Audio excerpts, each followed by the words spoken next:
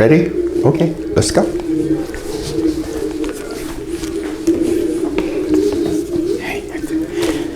Are we about ready to start? Okay.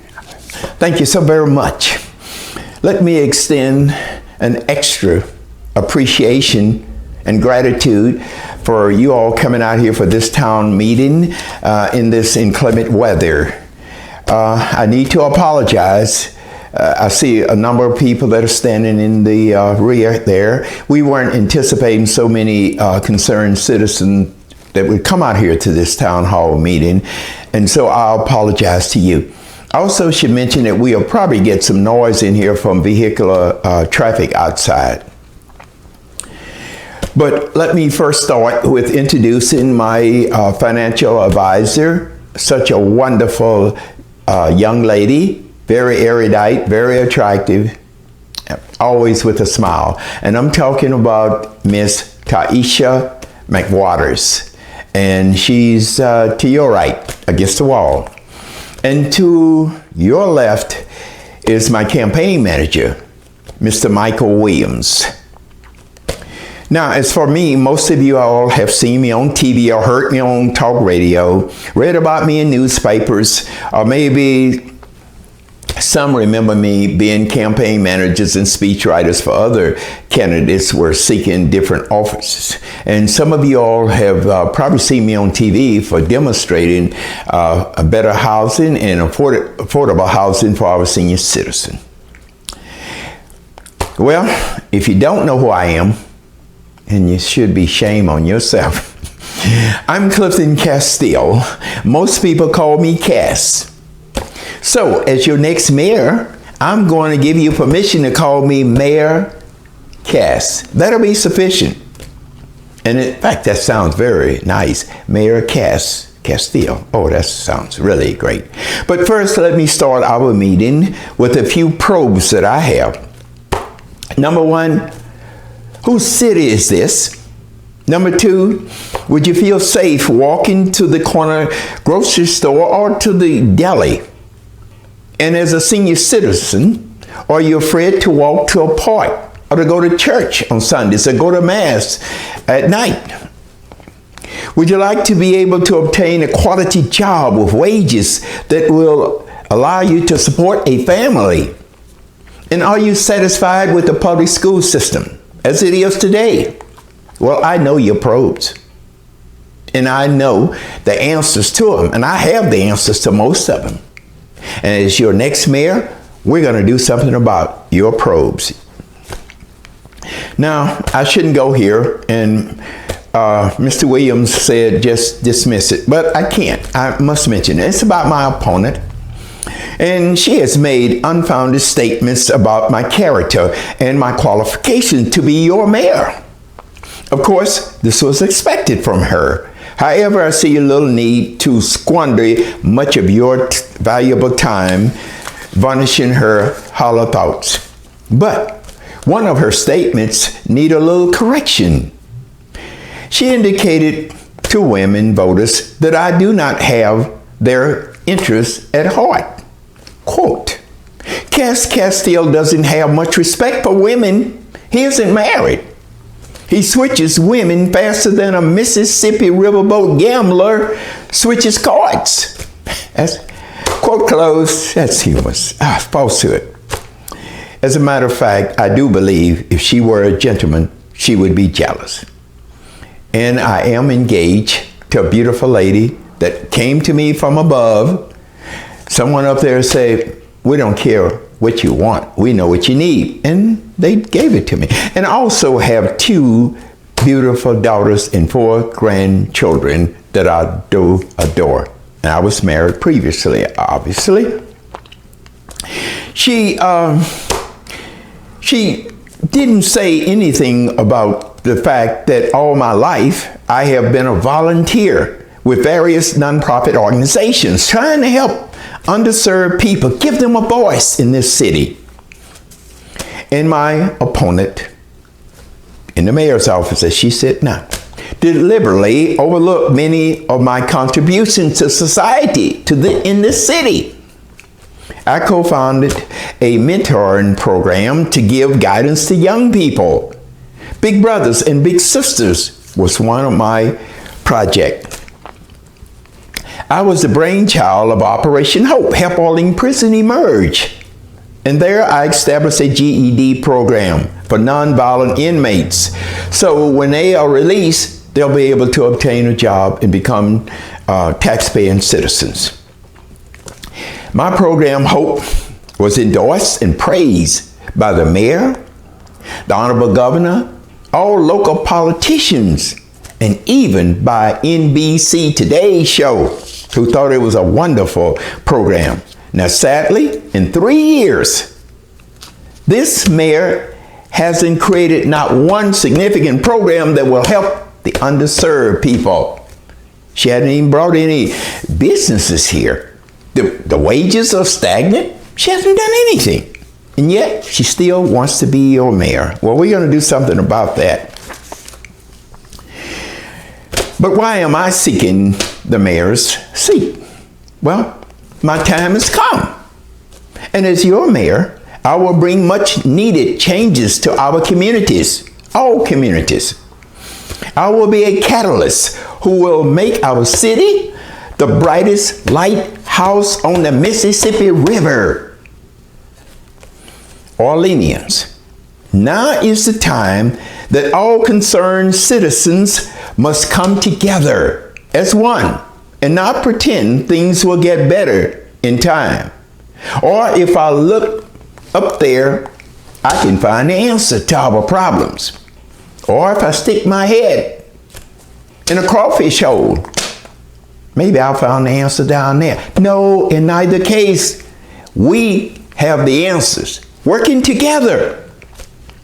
And haven't we stood in flood waters and dried ourselves out together and bounced back? And as a city and as communities, we are stronger for it. And note this, as your grateful mayor, I will be understanding to all citizens and not just to those who resemble me genetically, but to those who look different. You'll have my ear. I will work as hard for those who might differ with my political aspirations and loudly boast, well, I'm a right wing. I can't do anything for you. You don't need my wing. And then for those over on the left who say I'm a left wing and you can't use me because I think you're in the middle. Good. Guess what? I can use both wings, and I need both wings because I consider myself an eagle. And as a bird, I will be able to fly to the tree of accomplishment with your wings. You'll help me. Know that my front door will be open, and not just for those who live in the wealthy Gordon district, but for every citizen in the 9th Ward and the wards in between. You will be able to come in the front door, not in the back door, and you won't need a reservation. Every hardworking citizen in every community in this city must be granted the God-given rights to a fruitful life in this fruitful city, in this fruitful nation. And every citizen should reap the benefits, the bounty of their labor. And as hardworking citizen, your harvest should be delicious fruit and not have to consume spoiled fruit. While decline, well, spoiled fruits are better than having no fruits at all. No, no, no. We're not going to accept that. Neither will you, and neither will I. I offer you my certified promise. And if you conclude that after 4 years as your mayor, that my planks in my platform have cracked and are warped and broken, well, you have my permission to gather me and strap me to the stern of a riverboat and then send that riverboat up the Mississippi River in a hurricane if you're not satisfied with what I've done. Now, after carefully analyzing some of the pressing challenges that are plaguing our communities and all communities, I offer you my prescription for a much improved city. But let's be clear here now. It ain't going to be as easy as cooking red beans on a Monday morning. However, it won't be as difficult as making a good roux, which I can't. I've tried. And at many times my medicine will have a bitter taste, but it will improve your condition if you consume it. Now, my major medical planks are these, and I have 4. Ways to reduce violent crime is the first one. The second one, improve public education. Third, reduce unemployment. 4, require more police presence in certain neighborhoods. And measurable accountability from our law officials. But first, let's start with public education, the first plank in my platform. For decades, I was a teacher in our public school system. However, before becoming a high school science teacher, I labored in private industry as an administrator and supervisor. I learned how to motivate people. And yes, I know how to cashier people if they're ineffective. I've done all sorts of firing people if they didn't produce. And I'll tell you what, in my staff, if someone isn't getting the job done, I'll fire them. I won't give it a second thought. Today, our public schools are a shameful mess. Most were built in the early 70s and now are falling apart at the mortar bricks. Students are without proper desks, inoperable toilets, and without toiletries. And this is almost in every city. Every school, and probably in every city too.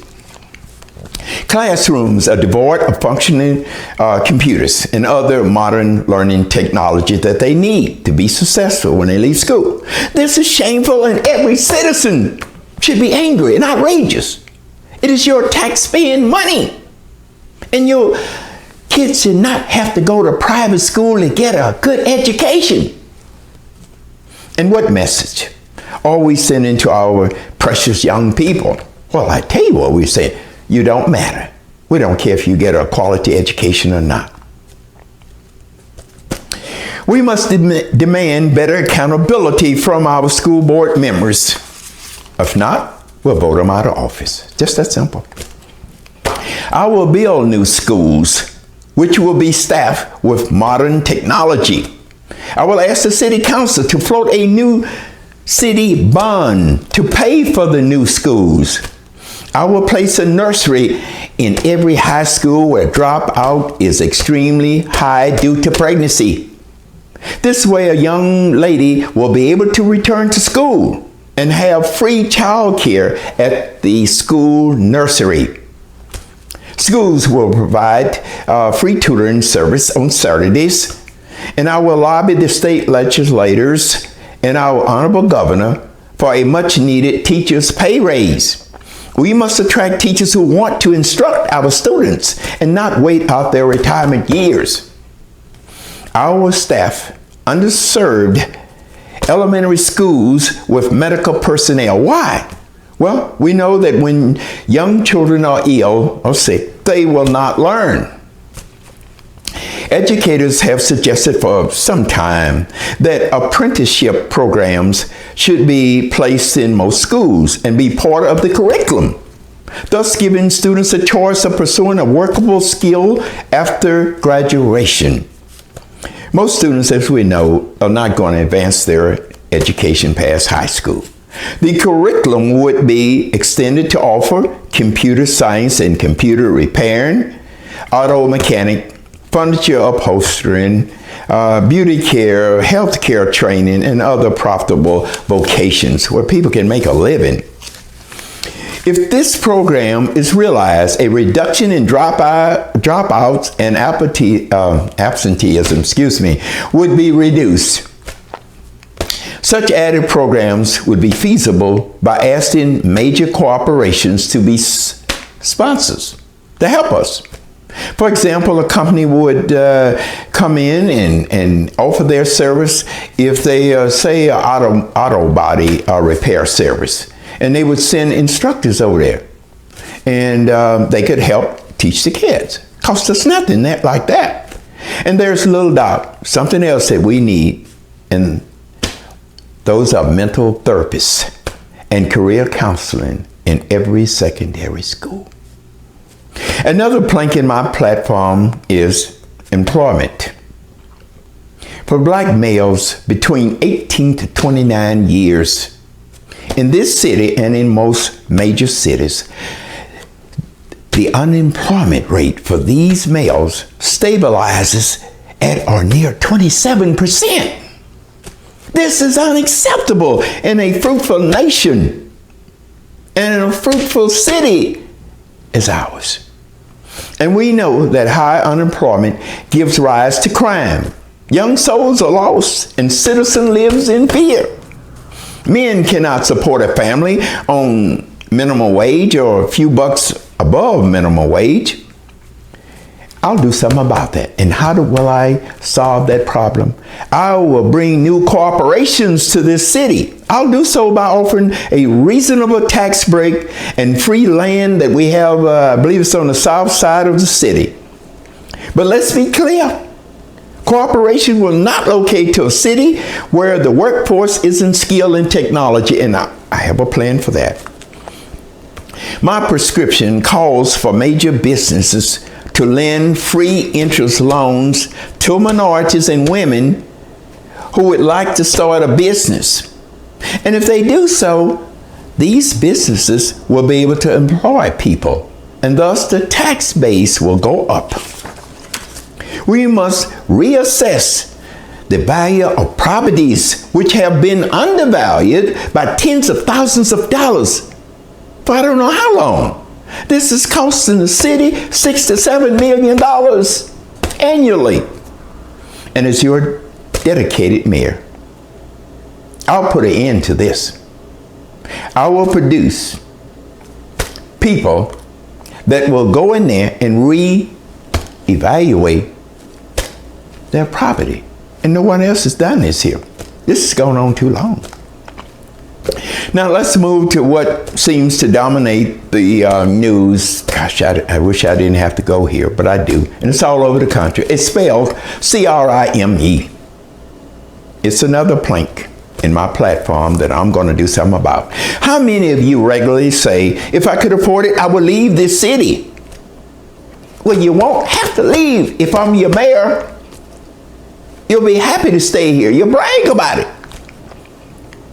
Politicians lament that illegal guns are the problem. Just get rid of them and we vanquish our problems. No more violent crime. Well, that's wrong. It is more complex than that. Sociologists postulate this. When people see no future, no means to gainful employment, then hope dies, and soon the spirit soul dies, and the hands of crime attaches to them and says to them, I got your back. I'm your answer. It's appalling that most violent offenders are ages 13 through 22 years of age. What went wrong? Where are the mentors? We must demand that our law officials solve violent crimes at a higher rate than they do now. Less than 50% of black-on-black violent crime is ever solved. That means that these criminals just keep killing people or whatever they do. And so the data is skewed one way. To attract law officers who want to be policemen to all of our citizens, I will raise their salaries by 10 to 15%. Free housing will be available for new recruits if they live in a high crime area for 2 years. Don't have to pay a cent. We must house small police stations in high crime communities so our citizens won't have to wait 45 minutes to 1 hour after placing a 911 call. Can you believe that? We will staff certified mental therapists to be available when a call comes in depicting someone who might be with a mental issue. So we'll cut down on shootings and other physical issues there if we have someone to tag along with them.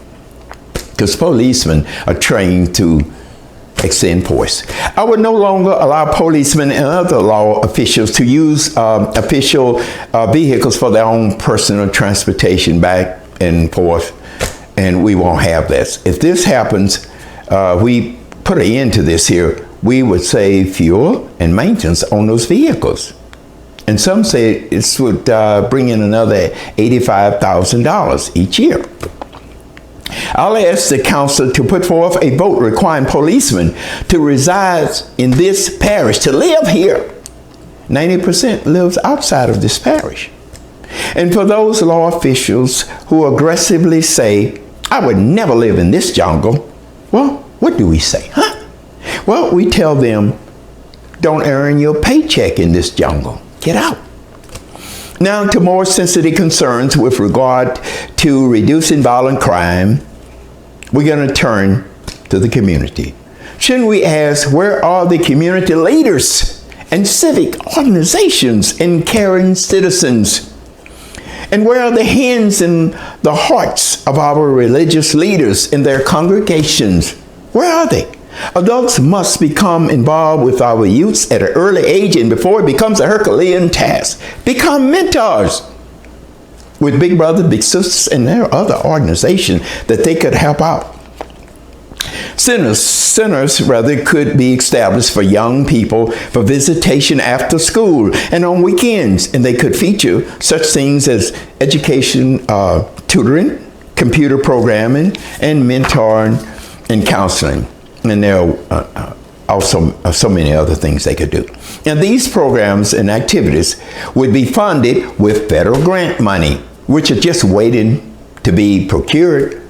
But we all know this now, that our unguided young people will not be saved with prayers and sympatheticness alone. You must become a guiding light, become a mentor to them. Finally, this challenge has never been tested and done before, but I think it can be realized. I'm going to ask the city council to give me permission to put a surcharge on all of the restaurant and eating establishment in the quarter of $2 to each ticket. And then I'm going to ask them to let me do this. Add $10 to all sleeping accommodation facilities, such as hotels, motel, Airbnb, I guess I got that right. And there we'll be able to pick up $10 surcharge for each payment. And we're going to add 25 cents, and I'm probably going to get in trouble for this, to every bottle of liquor sold. And for every entertainment that comes across this city, and you know we have so much, we're going to charge $1 more. Now, if these surcharges are realized, well, there will be paid. I can pay for everything that we need here. It is estimated that we'll bring in between $170 to $195 million annually will go into our coffer if we just do what I asked to do. So you see, it's not going to cost you anything. Yes, it might be a slight labor of Sisyphus, but together we'll push that boulder up that hill where we have plenty waiting for us up there. I need your help as your mayor. Please, you must vote for Cass Castile, and I will make the difference. Get her out of office. Thank you so much for being here. And now I'm going to address your concerns. And hold on just a minute. Getting a little tight tongue in here and the throat's getting sore. You know you're not supposed to drink water when you're on TV because you might spill something. I'm always doing that. Okay, what's the first question?